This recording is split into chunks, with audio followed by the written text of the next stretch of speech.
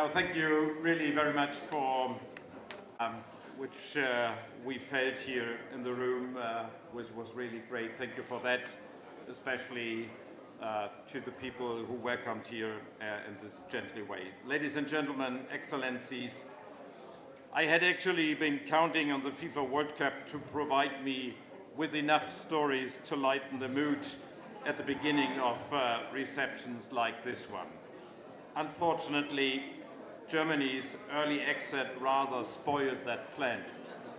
Nigeria handled things rather more cleverly than we did. By having Burna Boy perform at the halftime show of the World Cup final, Nigeria ensured that it was represented on football's biggest stage.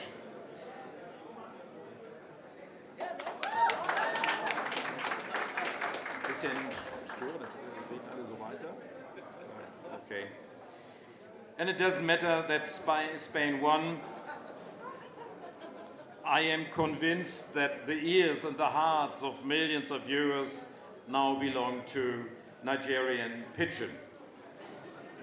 Lagos is my third visit to the African continent this year and the second stop on my second visit to Sub-Sahara Africa, which began yesterday in Mauritania and will conclude on Friday in South Africa. This visit gives me a great opportunity to discover the extraordinary diversity of the African continent. We want to work together, Germany and Nigeria, Europe and Africa, striving for security, freedom and prosperity for our nations. Therefore, I'm thankful to be here visiting the giant of Africa, as Nigeria is often referred to. Nigeria is one of Germany's most important partners, not only of the African continent, but far beyond it. We share common interests in peace and security, and trade and energy cooperation. We share a commitment to freedom, democracy, a free press, and international law. And we shared an anniversary last year. For over 65 years now, Germany and Nigeria have had diplomatic relations. We strengthened this friendship last November when we held the meeting of our binational commission in Berlin.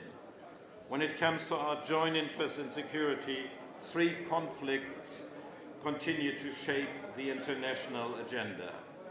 For more than 4 years, Russia has waged its illegal war of aggression against Ukraine, which threatens the Euro-Atlantic security and has consequences that reach far beyond our continent. Nigeria and some other African continents have been affected in a very direct way. By making false promises, Russia recruited citizens of your countries and lured them to fight its brutal war of destruction. No one should die for Putin. No Nigerian citizen, no other African citizen, no one. It's a war of aggression not only against Ukraine, but also against freedom of Europe. This is why, at the recent NATO summit, allies took important decisions to further strengthen our collective deterrence and defense against Russia's imperial ambitions, and underscored that we will continue supporting Ukraine. Nor has the Middle East found peace. Iran continues to terrorize an entire region with missiles and drones, with severe repercussions for regional stability and the global economy. In Sudan, the fighting between warring parties continues unabated. In March, we gathered for the third International Sudan Conference in Berlin, seeking to work towards a peaceful resolution of this grueling war.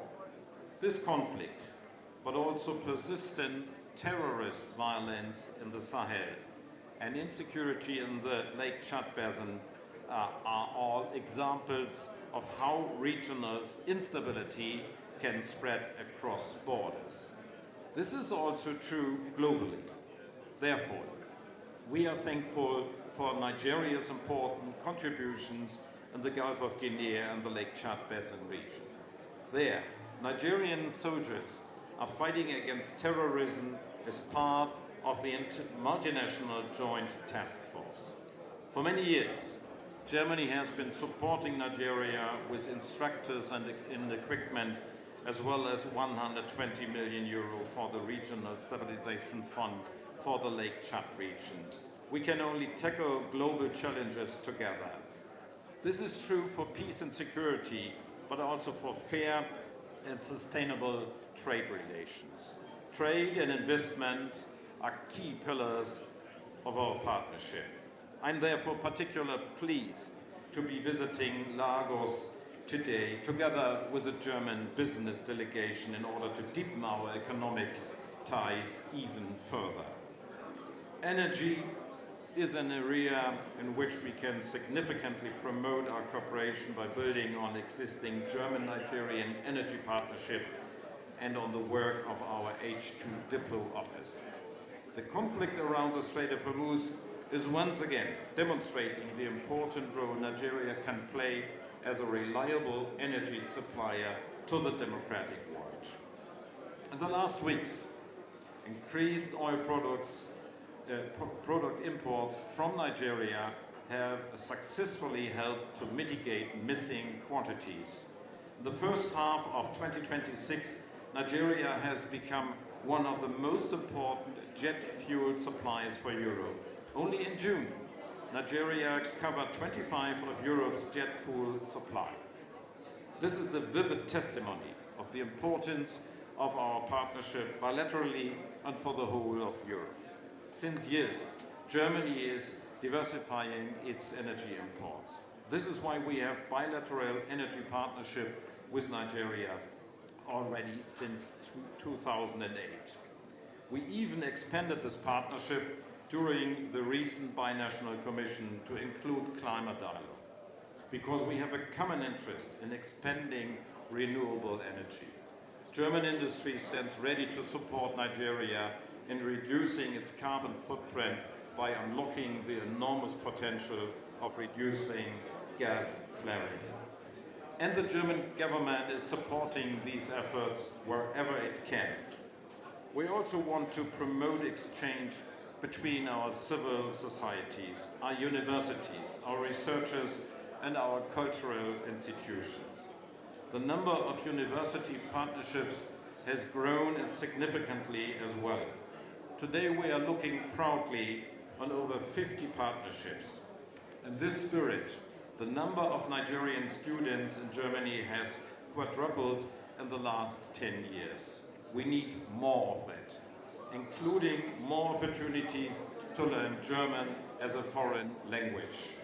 The Goethe Institute in Lagos is currently under renovation to provide a modern environment where German and Nigerian culture can come together.